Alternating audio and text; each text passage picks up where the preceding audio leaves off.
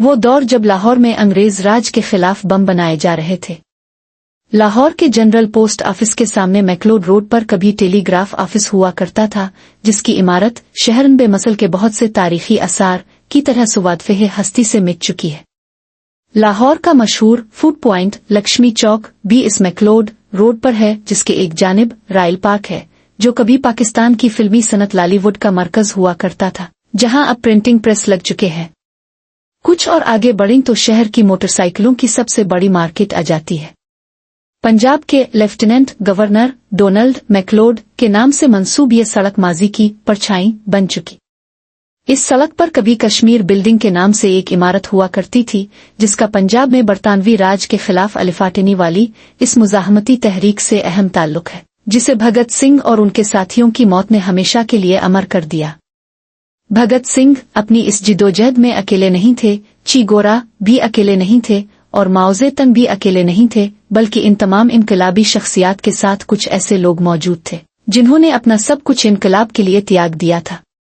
بھگوتی چرن ووہرا بھی ایک ایسے ہی انقلابی تھے۔ والد ریلوے میں اعلیٰ افسر تھے، جنہیں برطانوی راج سے وفاداری اور خدمات کے صلے میں رائے بہادر کے لقب سے نوازا گیا، مگر صاحبزادے باپ کے برعکس اسی انگریز سامراج کے خلاف اٹھ کھڑے ہوئے۔ بھگت سنگھ اور سکھ دیو کے علاوہ یہ بھگوتی چرن ووہرا ہی تھے جنہوں نے سوویت یونین کی طرز پر لاہور میں اسٹڈی سرکل شروع کیا، اور سال 1926 میں جب نوجوان بھگت سنگھ نے نوجوان بھارت سبھا قائم کی تو ووہرا اس کے پہلے جنرل سیکرٹری بنائے گئے۔ آگے بڑھنے سے قبل یہ بتاتے چلیں کہ انگریزوں کے وفادار رائے بہادر کے اس انقلابی فرزند کی شادی چھوٹی عمر میں ہی ریاست گجرات کے ایک برہمن خاندان کی لڑکی دارگاوتی دیوی سے کر دی گئی تھی، جنہوں نے اپنے میکے اور نہ ہی سسرال کی روایات اپنائیں، بلکہ اپنے انقلابی شوہر کے شانہ بشانہ بھگت سنگھ کے ہراول دستے کا حصہ بن گئیں۔ ذکر نوجوان بھارت سبھا کا ہو رہا تھا تو جلد ہی یہ تنظیم ہندوستان ریپبلکن آرمی میں ضم ہے کر ہندوستان سوشلسٹ ریپبلک ایسوسی ایشن (HRS) بن گئی، اور بھگوتی چرن ووہرا اس کے پروپیگنڈا سیکرٹری بنائے گئے تو تنظیم کا دستور بھی انہوں نے ہی لکھا۔ سال 1928 میں HRSA کے قیام کے بعد بھگت سنگھ اور ان کے ساتھیوں نے پہلی کارروائی انگریز پولیس افسر جان پی سینڈرز کو قتل کر کے کی۔ وہ اگرچہ SP جیمز اسکاٹ کو قتل کرنا چاہتے تھے، جسے وہ لالا لاجپت رائے کی موت کا ذمہ دار قرار دیتے تھے، مگر بھگت سنگھ اور راج گرو کی گولیوں کا نشانہ اس کا اسسٹنٹ JP سینڈرز بن گیا، جس کے بعد برطانوی حکام کسی بھی صورت میں بھگت سنگھ اور ان کے ساتھیوں کو گرفتار کرنا چاہتے تھے۔ ووہرا بھی روپوش ہو چکے تھے۔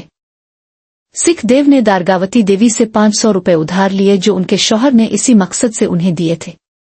پیسوں کا مسئلہ حل ہوا تو انہوں نے دارگا سے کہا کہ کچھ لوگوں کو لاہور سے باہر لے جانا ہے، کیا آپ ان کے ساتھ جا سکتی ہیں؟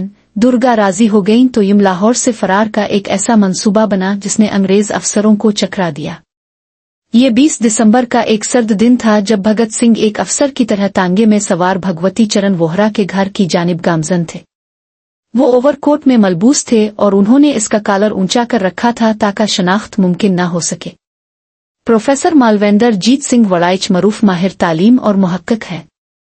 انہوں نے غدر تحریک کے علاوہ بھگت سنگھ پر مصدقہ تاریخی حوالوں سے بہت سا اہم کام کیا ہے، جس کے لیے انہوں نے ان انقلابی تحریکوں میں شامل رہنے والے حقیقی کرداروں سے طویل انٹرویو کیے۔ وہ اپنی کتاب بھگت سنگھ دی ایٹرنل ریبل میں لکھتے ہیں کہ لاہور ریلوے اسٹیشن پر اتنی پولیس تھی کہ قلعہ لگنے لگا تھا۔ اس سفر کے لیے بھگت سنگھ کا نام رنجیت اور درگا کا نام سجاتا رکھا گیا۔ معروف صحافی کلدیپ نیئر نے اپنی کتاب without fear the life and trial of Bhagat Singh میں فرار کی اس کہانی کو یوں بیان کیا ہے: ان دنوں ہر فرسٹ کلاس مسافر کو ٹرین میں سوار ہونے سے قبل اپنا نام بتانا پڑتا تھا۔ بھگت سنگھ نے ٹکٹ چیکر کو اپنا نام بتانے کی بجائے ٹکٹ دکھا دیا۔ جب یہ لوگ اپنے ڈبے میں پہنچے تو وہاں موجود ایک پولیس والے نے اپنے ساتھی سے سرگوشی کی کہ یہ صاحب لوگ ہیں جو اپنے اہل خانہ کے ساتھ سفر کر رہے ہیں۔ راج گرو ان کے نوکر کے طور پر 3rd کلاس کمپارٹمنٹ میں سفر کر رہے تھے۔ دہرادون ایکسپریس کچھ دیر میں لاہور اسٹیشن سے روانہ ہوئی۔ وہ ان انگریز افسران کے درمیان سے نکل گئے جو پلیٹ فارم سے ٹرین میں سوار اپنی بیویوں اور بچوں کو رومال لہرا رہے تھے۔ بھگت سنگھ اور دارگا کلکتہ پہنچے تو ریلوے اسٹیشن پر بھگوتی چرن ووہرا بھی موجود تھے جو مفرور تھے اور ریلوے کلی کے لباس میں ملبوس تھے۔ انہوں نے اپنی بیوی کو اس روپ میں دیکھا تو بے اختیار کہہ الفوٹ ہے दारगा आज तुम्हें पहचान गया। ये मगर दारगा की कहानी नहीं। दिलचस्प बात यह है कि ये वोहरा की कहानी भी नहीं है, जिन पर उनके साथी इनकलाबी ये शुबा करते थे कि वो CID के लिए काम कर रहे हैं, जबकि वो दम आखिर तक अपनी काज के साथ मुंसलिक रहे। ये कहानी तो इस कमरे अपार्टमेंट की है जहां कभी बम बना करते थे। हैरान मत हुइए, ये कोई सरकारी ऑर्डिनेंस फैक्ट्री नहीं थी, बल्कि अंग्रेजों के खिलाफ मुजाहमत के लिए कश्मीर बिल्डिंग के कमरा नंबर 69 में बम बनाए जाते थे, जो वोहरा और दारगा ने साल 1929 में किराए पर लिया था। ये उन 2 बम फैक्ट्रियों में से एक थी जो HRSA ने लाहौर और सहारनपुर, इंडिया में कायम की थी। आज से तकरीबन 1 सदी कबल लाहौर के गुंजानाबाद इलाके में बम फैक्ट्री होने के ख्याल से ही जिसमें कपकपी तारी हो जाती है कि एक घर में जहां मियां बीवी और एक बच्चा रह रहा हो, वहां बम तैयार किए जा रहे हों और ताकतवर तरीन बरतानवी राज के खिलाफ इनकलाब के ख्वाब आंखों में ख्वाब सजाए कुछ जवां अज़्म नौजवान जमा होते हो। कहानी की तरफ वापस आएं तो कुछ ही माह के वक्फे के बाद 8 अप्रैल 1929 को भगत सिंह और उनके साथी बिट्टू किशोर डिक ने दारुल हुकूमत दिल्ली में कानून साज असेंबली में बम फेंके और इनकलाब जिंदाबाद के नारे बुलंद किए। ये बम लाहौर की इसी फैक्ट्री में तैयार हुए थे। किस्सा मुख्तसर, जब ये बम फेंके गए तो इस वक्त असेंबली का इजलास जारी था। बम फटने से इमारत में धुआं भर गया, मगर उसके बावजूद दोनों इनकलाबी अपनी जगह पर खड़े नारे बुलंद करते रहे और इनकलाब से मुतालिक पम्फलेट फेंकते रहे। भगत सिंह और उनके साथ बिट्टू किशोर डिक तो गिरफ्तार हो गए, मगर इनकलाबी लहर पर काबू पाना अंग्रेज राज के लिए दर्दनसर बना रहा।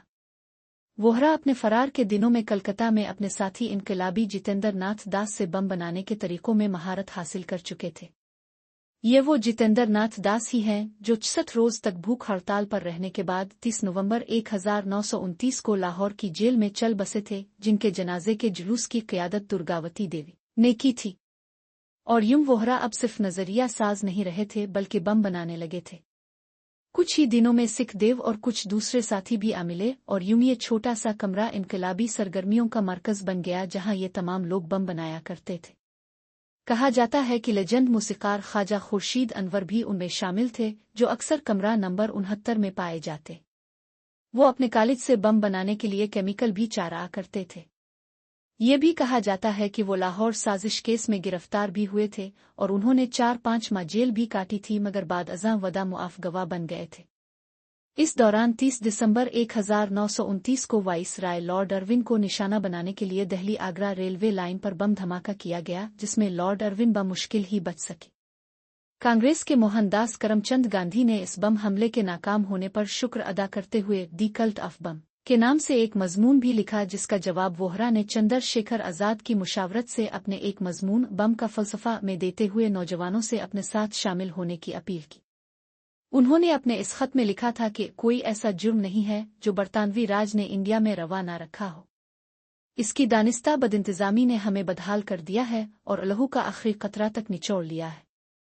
एक नस्ल और एक कौम से होने की बना पर हम पर यह जुल्म किया जा रहा है और हमारी तजलील हो रही है। क्या लोग अब भी हमसे ये उम्मीद रखते हैं कि हम ये सब भूल जाएं और मुआफ कर दें?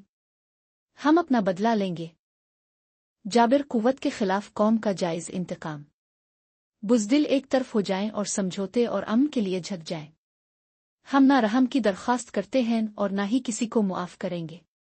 ये कामयाब होने आ मौत से हमकिनार होने तक हमारी अपनी जंग है। इस पूरी कहानी में 12 कश्मीर बिल्डिंग और कमरा नंबर 69 का जिक्र हुआ, तो ये जाना जरूरी है कि ये इमारत कहाँ पर वाक़ई थी। मुसन्निफ ने कई बरस कबल जब इस बारे में तहकीक शुरू की तो इस इमारत के बारे में मालूम करना आसान नहीं था, क्योंकि इस सड़क पर इस नाम की कोई इमारत मौजूद नहीं है। ये तलाश बहरहाल शहर बेमसल की तारीख के एक अहम मरकज लाहौर होटल की इमारत तक ले गई, जिसका नाम माजी में कश्मीर बिल्डिंग रहा है और अपार्टमेंट कमरा नंबर 69 इसी का हिस्सा था, जो कई महीनों तक लाहौर में ज़ेरे ज़मीन इनकलाबी सरगर्मियों का मरकज रहा। तकसीम के बाद साल 1952 में कश्मीर बिल्डिंग को होटल में तब्दील कर दिया गया। साल 1988 में इस तारीखी इमारत को मुनहदिम करके शॉपिंग प्लाजा और होटल में तब्दील कर दिया गया। इस वक्त ये लाहौर में पुरानी मोटरसाइकिलों की खरीदो फरोख्त का अहम मरकज है, जबकि बालाई मंजिल पर अब भी होटल कायम है। ए हमीद उर्दू के बेमसल अफसाना निगार है। वो लाहौर पर कालम भी लिखते रहे। वो अपने एक कालम में लिखते हैं कि लाहौर होटल में 2 कारोबार होते थे। एक तो पारसी लॉन्ड्री थी, जहां काउंटर के दूसरी जानिब एक मुअज़्ज़ज़ पारसी पिटनों वाले कोट और गोल सिया टोपी में मलबूस काम में मसरूफ होते। लॉन्ड्री के साथ ही पुरानी किताबों की एक दुकान थी जो पाकिस्तान बनने से पहले की थी, और यहां से मुख्तलिफ गैरमुल्की जुबानों की किताबों के उर्दू तराजिम, सवाने उम्रियान, सफरनामे, तनकीदी मज़ामीन और शायरी के मजमुए अर्ज़ा कीमत में मिल जाते थे। साल 1947 से कबल मैंने एक बार सन्यासी मुसन्निफ देवेंद्र सत्यार्थी को किताबों की वरक गर्दानी करते देखा था। मैं उनको राबंद्रनाथ टैगोर की तरह की दाढ़ी की वजह से पहचान गया था। मुझे याद है कि मैंने 2 आने में इस दुकान से दी एप्पल ट्री नामी नावल खरीदा था। ये इमारत लाहौर के मशहूर कश्मीरी खानदान की मलकियत है, जिसने तकसीम से कबल लाहौर ऑस्ट्रेलेशिया बैंक भी कायम किया था। ये बई-सगीर के उन इब्तिदाई खानदानों में से एक है जिसने 20वीं सदी के अवाइल में ऑस्ट्रेलिया का रुख किया था, और मैक्लोड रोड पर कायम मशहूर ऑस्ट्रेलिया मस्जिद भी इसी खानदान ने तामीर करवाई थी। ये खुफिया फैक्ट्री मगर ज्यादा अरसा अंग्रेज हुक्काम की नजरों से ओझल न रह सकी, और जल्द ही अंग्रेज सिपाही इनकलाबियों की तलाश में यहां पहुंच गए। सिख देव और उनके दीगर साथी गिरफ्तार कर लिए गए। मारूफ मुसन्निफ और तारीखदान बख्शिश सिंह नजर लिखते हैं कि सिख देव ने लाहौर की कश्मीर बिल्डिंग में बम फैक्ट्री बनाई थी। एक रोज उनके साथियों में से एक पिंडट किश्वरी लाल पर पुलिस को शुबा हुआ जो कारतूस लेकर जा रहे थे, तो पुलिस ने उनका ताकुब किया और यूं उनको फैक्ट्री के बारे में मालूम हो गया। ये वैसे ही कारतूस थे जो मरकजी असेंबली में होने वाले बम धमाके में इस्तेमाल हुए थे, और उसके बाद कई गिरफ्तारियां अमल में आईं। ट्रायल का आगाज 10 जुलाई 1929 को हुआ, जिसमें 32 लोगों को मुल्जिम करार दिया गया, जिनमें से 7 वदा मुआफ गवाह बन गए। ये खुशकिस्मती थी कि आजाद गोहरा और उनके दीगर 8 साथी गिरफ्तार नहीं हो सके थे, जिन्हें मफरूर करार दे दिया गया। आजाद ने बाद अज़ां 27 फरवरी 1931 को इलाहाबाद में पुलिस के साथ होने वाले तवील मुकाबले में खुद को गोली मार ली, जबकि 3 मार्च 1931 को सिखदेव, राजगुरु और भगत सिंह को लाहौर की सेंट्रल जेल में फांसी दे दी गई। दूसरी जानिब वोहरा अपनी जिदोजहद में मसरूफ रहे। वो इस पूरे अरसे के दौरान ज़ेरे ज़मीन सरगर्मियों में मसरूफ रहे और बम बनाने की जुस्तजू करते रहे, जिन्हें वो अपने पाबंदन सलासिल साथियों को आज़ाद करवाने के लिए इस्तेमाल करने का इरादा रखते थे। मगर उनकी इस जिदोजहद का अलमनाक इख्तिताम हुआ जब 28 मई 1930 को दरियाए रावी के किनारे गहरे जंगल में बम की जांच करते हुए वो हादसाती तौर पर कब्ल अज़ वक्त फट गया और वोहरा की मौके पर मौत हो गई। मौत से कब्ल वोहरा के आखिरी अल्फाज हमेशा के लिए तारीख में अमर हो गए। उन्होंने कहा, ये मौत अगर 2 दिन बाद आती तो मैं मरने से कब्ल ज्यादा कामयाबी हासिल करता। मेरी ये ख्वाहिश अब तिश्ना रह गई है। दूसरी जानिब दारगावती देवी ने वोहरा की मौत के बाद दोबारा शादी नहीं की। वो तक़सीम हिंद के बाद उत्तर प्रदेश के शहर गाजी आबाद में गोशा नशीन हो गईं। उन्होंने गरीब बच्चों के लिए स्कूल खोला और खामोश जिंदगी गुजार कर अक्टूबर 1999 में चल बस